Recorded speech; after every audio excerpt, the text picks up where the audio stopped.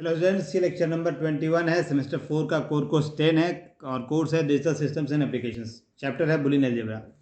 और हम लोग ऑलरेडी के मैप के बारे में के मैप के बारे में डिस्कस कर रहे हैं पिछले 2-3 लेक्चर से। तो के मैप हम कर चुके हैं। के मैप कैसे बनाते हैं 2-3-4 वेरिएबल्स के लिए वो कर चुके हैं। और सिंप्लीफिकेशन रूल्स हम कर रहे थे लास्ट में। तो लास्ट लेक्चर में हमने सिंप्लीफिकेशन रूल्स का एक रूल किया था, पेयर्स, क्वाड एंड ऑक्टेट वाला। आज हम बाकी के सारे रूल्स करेंगे। तो जो अदर रूल्स हैं वो है ओवरलैपिंग ग्रुप्स, रोलिंग मैप और रिडंडेंट ग्रुप। ये एलिमिनेटिंग रिडंडेंट ग्रुप, ये 3 रूल्स हैं। तो हम इसको स्टडी करते हैं। तो देखिए, पहला आता है ओवरलैपिंग ग्रुप वाला। ओवरलैपिंग ग्रुप में हमारे पास क्या है कि अगर आप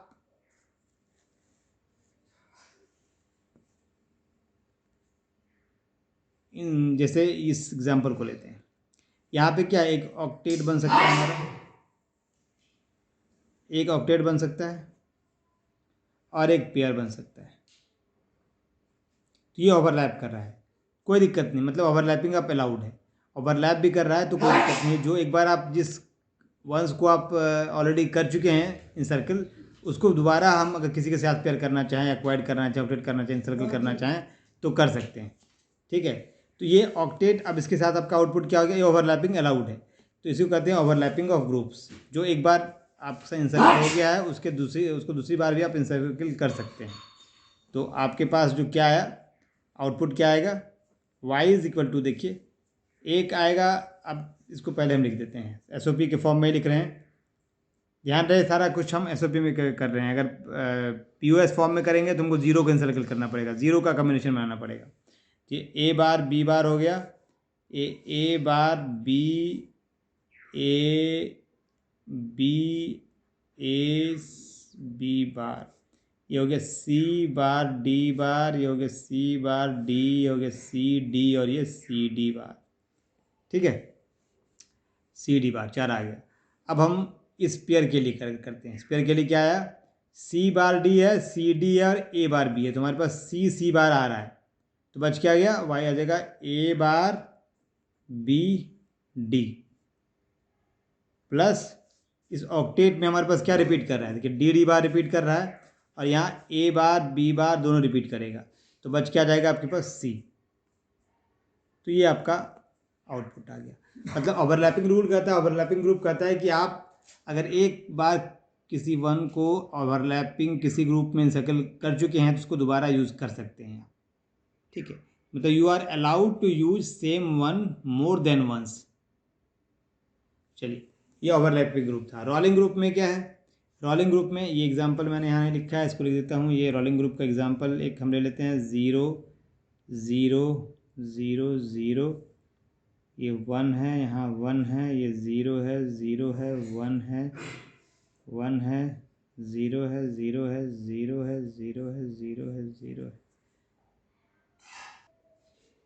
तो ये हो गया। अब देखिए रोलिंग ग्रुप क्या कहता है कि जैसे इस कोने में आप इसको एक पेयर कर सकते थे, इसको एक पेयर कर सकते थे, लेकिन रोलिंग आपको अलाउड क्या करता है कि आप इस कोने से लेके इसको और इस कोने से लेके इसको, ये आप क्वाड बना सकते हैं। ठीक है, ये क्वाड आप बना सकते हैं। क्वाड आपका 1 1 1 1 हो गया, तो ये क्वाड मतलब रोल करके, मतलब इसको अगर ऐसे मोड़ दें हम, फोल्ड कर दें तो ये इसे मिल जाएगा, वही रोलिंग ग्रुप है। तो रोलिंग क्या कहता है कि therefore one s on the one edge of Carnot map can be grouped with the one s on the opposite edge. One जो है on the edge of Karnaugh map, एक edge में है, दूसरा दूसरे एज में है, इन दोनों को साथ में मिला के ग्रुपिंग आप कर सकते हैं। ये आपका हो गया ओवरलैप या रोलिंग मैप। अब रोलिंग मैप में देखिए, इसको अगर आप बनाएंगे इसका आउटपुट क्या आएगा, ये आपका एसओपी में लिख रहे हैं। तो ए बार बी बार हो गया, ए बार बी हो गया, ए बी हो गया, ए बी बार हो गया, सी बार डी बार हो गया, सी बार डी हो गया, सी डी हो गया, सी डी बार हो गया। ठीक है, तो आप देखिए ये आपका क्वाड आपका क्या बन गया, क्वाड बन गया। क्वाड में क्या क्या रिपीट हो रहा है आपका, क्या क्या रिपीट नहीं, क्या क्या मिल रहा है, कौन सा वेरिएबल उसका और उसका कंप्लीमेंट मिल रहा है। तो सी बार मिल रहा है इसमें और ए बार मिल रहा है। तो बच क्या जाएगा आपके पास, y इज इक्वल टू ए बार ख़त्म हो गया और सी बार ख़त्म हो गया, तो बचा क्या, B bar D, sorry C bar नहीं, डी बार मिल रहा है यहाँ पे, अच्छा सॉरी सी बार ही मिल रहा है, डी यहाँ पे उल्टा दिख रहा है, तो ये डी बच गया।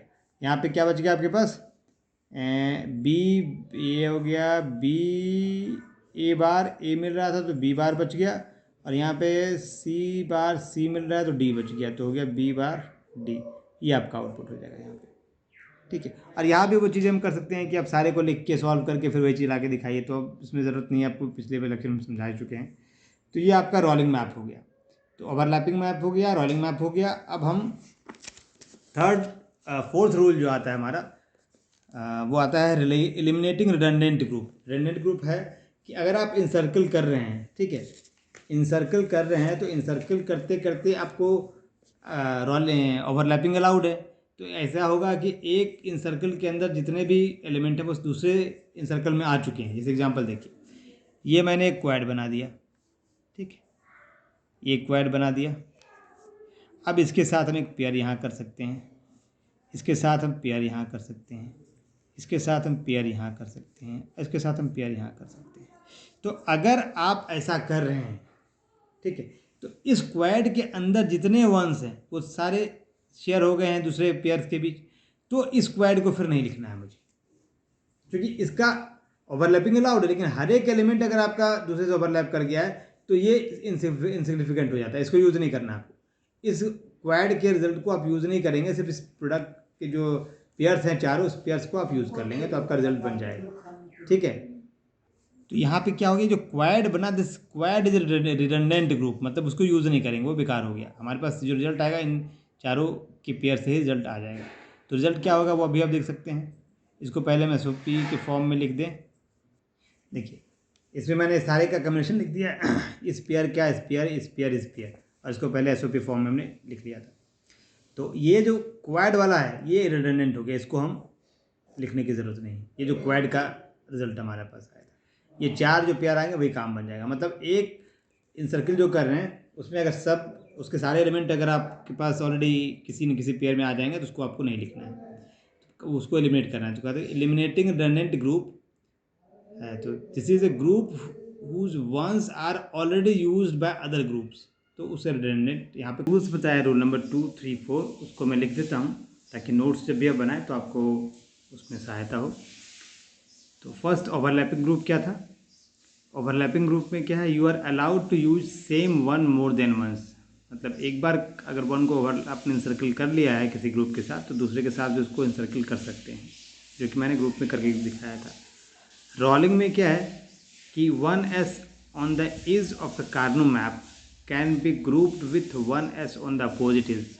मैंने ग्रुप में दिखाया था कि इस कोने में दो आए हैं, इस कोने में दो आए हैं, दोनों को रोल करके हमने क्वाड बनाया। दो पेयर थे दोनों कोने में, उसको मिला के हमने एक क्वाड प्रोड्यूस किया था। तो उस तरह का अलाउड होगा, रोलिंग आप अलाउड है इस के मैप के सिंप्लीफिकेशन में। और फोर्थ रूल जो हमारे पास था, ये थर्ड रूल, सेकेंड फोर्थ क्या था, सेकेंड तो हम फर्स्ट रूल कर चुके थे, second third fourth rule, eliminating redundant group. This is a group whose ones are already used by other groups, redundant group is eliminated.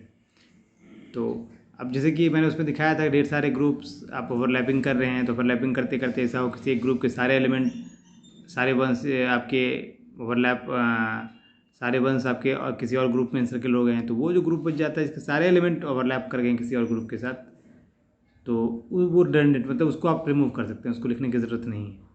ठीक है, इसके बाद कंक्लूजन वाला पॉइंट है सारा, कि कंक्लूजन में क्या है कि समरी ऑफ के map method for simplifying Boolean operation. तो फर्स्ट स्टेप क्या होगा, कैसे आपके पास ट्रूथ टेबल दिया है, पहला स्टेप क्या होगा, इंटर 1 ऑन द के map for each fundamental products that produces A 1 output in the truth table, inter elsewhere zeros. मैंने क्या कहा था, ट्रूथ टेबल दिया है तो पहले आप टर्म देखिए कहाँ कहाँ 1 है, उसके कॉरस्पॉन्डिंग बॉक्स में के मैप के 1 1 डाल दीजिए, बाकी जगह पे 0 डाल दीजिए। दूसरा काम क्या करना है, सिंप्लीफिकेशन आ जाइए, ऑक्टेट क्वाड पेयर बनाइए, ओवरलैपिंग वाला रूल भी अप्लाई कर लीजिए, अपना रोलिंग का भी रूल अप्लाई कर लीजिए। ठीक है, और ताकि आपका लार्जेस्ट पॉसिबल ग्रुप मिले। अगर कोई वन थर्ड में है कि अगर कोई वन छूट जाता है, एक वन छूट गया तो उसको अलग से सर्किल करके उसका भी प्रोडक्ट आपको लेना है। और अगर रेंडेड ग्रुप आया है तो उसको एलिमिनेट कर दीजिए, उसको हटा दीजिए। उसके बाद सारे जो आपके पास प्रोडक्ट आए हैं उसका सम कर लीजिए। Write the Boolean equation by ORing, और कर देना है सबको, products corresponding to the encircled group. ठीक है, इस तरह से हमारा के मैप हमने तैयार किया ट्रूथ टेबल से। और उसके बाद उससे लॉजिक फंक्शन जो सिंप्लीफाइड फॉर्म में, पहले आपको मैंने दिखाया था कि के मैप से हमने लॉजिक फंक्शन डायरेक्टली लिखा, सिंप्लीफिकेशन नहीं किया है। लेकिन अब है कि के मैप आपके पास दिया हुआ है या ट्रूथ टेबल दिया हुआ, आपने के मैप बनाया है, उसको सिंप्लीफाई कर लेंगे आप वो, और सिंप्लीफाई करने के बाद जो फाइनल एक्सप्रेशन आपका आएगा पूरे एक्सप्रेशन का, वो इसका आउटपुट रिजल्ट होगा। तो चलिए आज के लिए इतना ही, ओके।